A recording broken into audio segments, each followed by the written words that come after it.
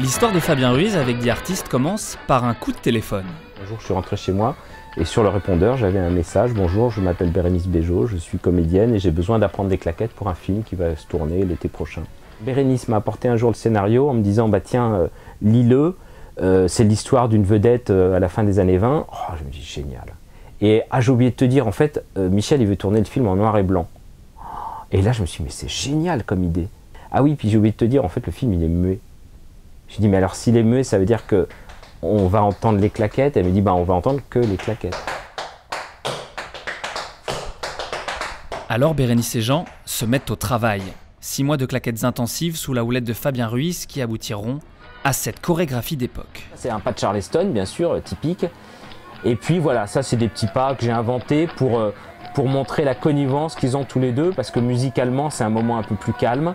Donc ce petit air décontracté, et là on va repartir, alors ça c'est marrant parce que ce pas là qu'ils viennent de faire, je l'ai appelé le Bérénice Bejo, parce que rythmiquement il fait Bérénice Bejo, tap tap tap tap tap. Adolescent, les Oscars le faisaient rêver.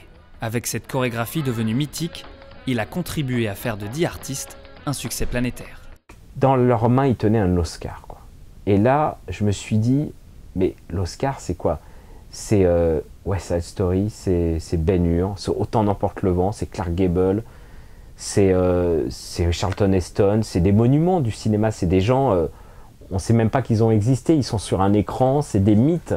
Son Oscar à lui, c'est sans doute ce moment de claquette avec son élève fraîchement primé, sur la scène mythique d'Hollywood.